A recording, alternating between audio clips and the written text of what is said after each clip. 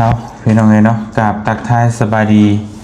พ่อแม่พี่น้องเบิดสุขุสุขคนนะพี่น้องเนาะบ่ว่าสิอยู่ในและก็ต่างประเทศพี่น้องเอ้ยก็ยินดีต้อนรับเข้าสู่ช่องเบาเตียงทองบ้านนาคือเก่าพี่น้องเอ้ยมื้อนี้เฮาก็มาพบมาพ้อกันตอนค่ำๆอีกแล้วเนาะหลังจากที่เฮามาตะเวียกตะงานพี่น้องเอ้ยโอ้ยเนาะก็ได้รับข่าวบ่ดีพี่น้องเอ้ยทางผู้เฒ่าบ่ยาวนะพี่น้องเนาะได้เสียชีวิตเนาะเป็นที่เรียบร้อยพี่น้องเอ้ยบ่เตียงก็โอนเงิน ซอยบ่ยาวกินทานจัก500,000กีบนะพี่น้องเนาะกินทานนำผู้เฒ่าเพิ่นเฮ็ดจังได๋เพราะว่าเพิ่นก็ได้จากโลกนี้ไปสู่โลกหน้าเนาะก็ให้ไปสู่ภพภูมิที่ดีเด้อเนาะพี่น้องเอ้ยไผก็เอาความเจ็บความป่วยติดตัวติดกายมาบ่แม่นมื้อใดมื้อหนึ่งก็ต้องจากกันไปเนาะพี่น้องเนาะเกิดขึ้นตั้งอยู่ระดับไปเป็นธรรมดาคือพระพุทธเจ้าเพิ่นว่าแหละพี่น้องเอ้ยเนาะสำหรับมื้อนี้ก็เฮาก็สิมาคุยกันหลายเรื่องหลายราวเนาะก่อนอื่นก็แสดงความเสียใจนำบ่ยาวที่ว่าได้เสียพ่อเฒ่าไปนะพี่น้องเนาะ ทางเฮาก็ช่วยกันนี่แหละสาเหตุหนึ่งที่บ่เตียงมาแต่เมืองร่องแจ้งแขวงไชยสมบูรณ์ก็คือทางพ่อเฒ่าเพิ่นนี่ป่วยหนักเมียเพิ่นก็โทรหาเฮาก็เลยพาเพิ่นมาเนาะพี่น้องเนาะก็ยังมาทันใจพอดีอยู่แต่เฮามาช้ากว่านี้ก็คือสิบ่ได้เห็นใจเพิ่นแล้วก็ เรื่องที่เมืองร่องแจ้งเนาะพี่น้องเนาะแขวงไชยสมบูรณ์ตอนนี้ก็ยัง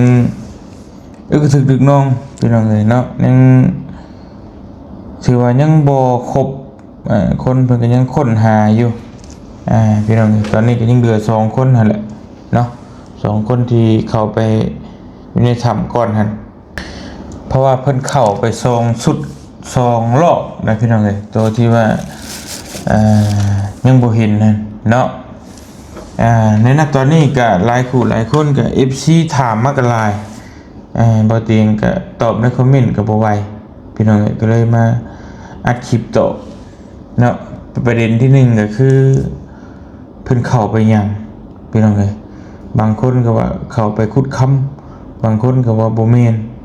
บางคนเพิ่นตอบมาก็ว่าไปหาแนวกินนี่กินนี่อยากว่าซั่นแต่ความจริงก็คือไปหาค่ำอะไรว่าง่ายใช่พี่น้องเนาะก็คือเพิ่นก็ญาติจักญาติเองบ่รู้พี่น้องเนาะคือตามที่บ่เตียงได้ยินข่าวแว่วๆมานี่ก็คล้ายๆว่าเขตนั่นน่ะแม่นเขตสัมปทานของคนจีนบ่หรือจังใดบ่เตียงก็บ่แน่ใจตาม FC บอกเรามานะแต่บัดนี้แต่ว่าชาวบ้านนั้นยังเข้าไปหาอยู่คือเก่าเนาะเพิ่นสัมปทานเรียบร้อยแล้ว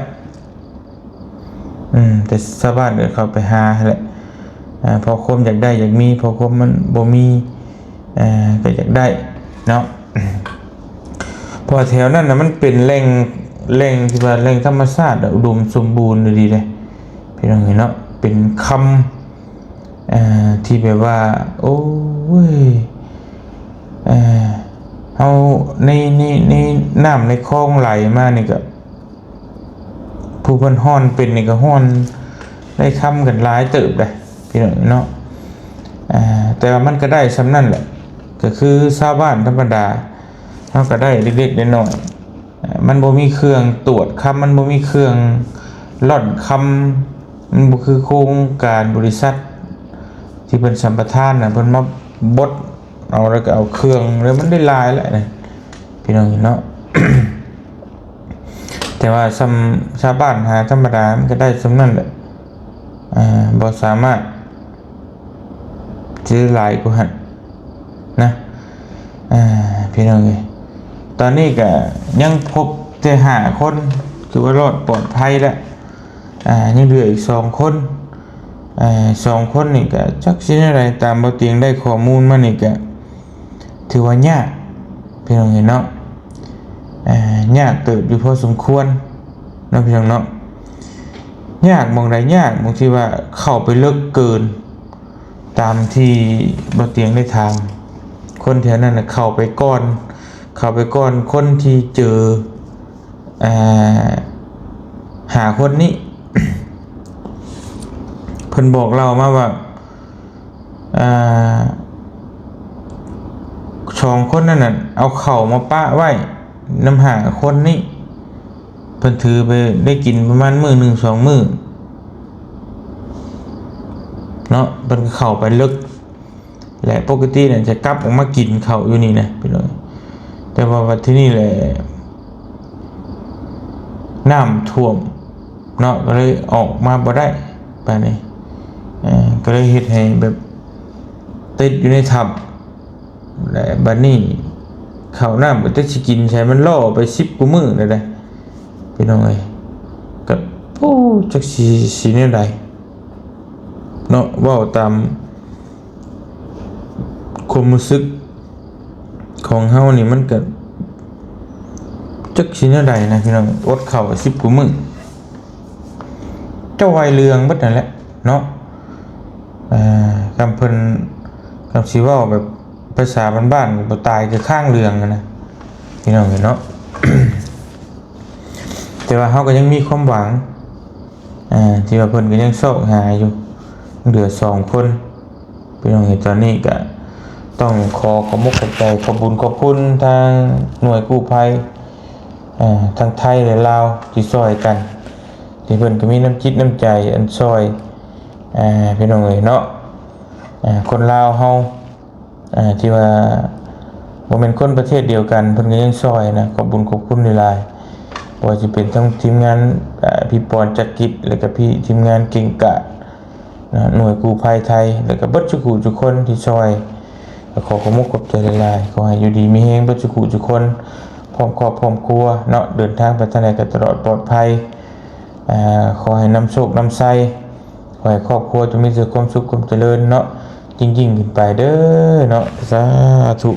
เบิดทุกคนขอมุกขอบใจหลายๆที่มีน้ำจิตน้ำใจช่วยเหลือคนลาวเฮาพี่น้องเพิ่นก็ทุ่มเททั้งแรงกายและแรงใจเพราะมันก็บ่เป็นเรื่องง่ายเด้ตามที่บ่เตียงไปเห็นนั่นก็แค่เฮาอยู่ข้างนอกเนี่ยเฮาก็ยังเมื่อยเลยบ่ต้องเว้าเรื่องเข้าไปใน เมื่อยพี่น้องเอ้ยเนาะ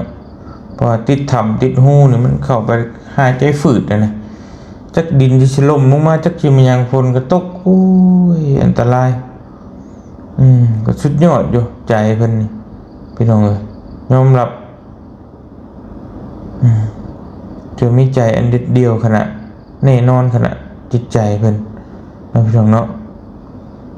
บ่เตียงก็ยอมรับในน้ำใจของเพิ่นเลยพี่น้องสุดยอดหลายโตก็คอยพบเจอไปไว้เนาะพี่น้องเนาะทั้ง2คนที่ยังบ่เห็นติดอยู่ในถ้ำหั่นตอนนี้ก็กู้ภัยหลายประเทศเนาะพี่น้องเนาะเพิ่มเติมเข้าไปก็ถือว่าโอ้มีความดีมุกดีใจของพี่น้องผู้ที่เพิ่นรอคอยเนาะอย่างมีความหวังก็ให้พบเจอทั้ง2คนได้ไวๆเนาะเชื่อว่าทีมงานกู้ภัยทุกคนก็เฮ็ดได้แน่นอนเก่งนะยอมรับว่าเพิ่นเก่งพี่น้องเนาะ หลายภาคส่วนก็ซอยกันคนละเล็กคนละน้อยคนละไม้คนละมือเดี๋ยวต้องสำเร็จแน่นอนบ่เตียงคิดว่าบ่เกินความสามารถของเพิ่นดอกเก่งยอมรับเนาะพี่น้องเนาะจังได๋ก็ขอขอบคุณขอบใจขอบุญขอบคุณหลายๆอีกเทื่อบ่ทุกคนเนาะสำหรับบ่เตียงก็แนะนำคนลาวคนหนึ่งก็ขอขอบบุญขอบคุณที่เพิ่นมีความเมตตาช่วยเหลือคนลาวเฮาก็ขออยู่ดีมีแฮงบ่ทุกคนพร้อมครอบพร้อมครัวตลอดปลอดภัยเนาะกลับไปหาครอบหาครัวอย่างปลอดภัยเด้อเนาะสาธุไปบ่เตียงไปรับไปนอนก่อนไปพักผ่อนก่อนมื้ออื่นเจอกัน พี่น้องอยู่ดีมีแฮงสบายดีเด้อพี่น้องเด้อบ๊ายบาย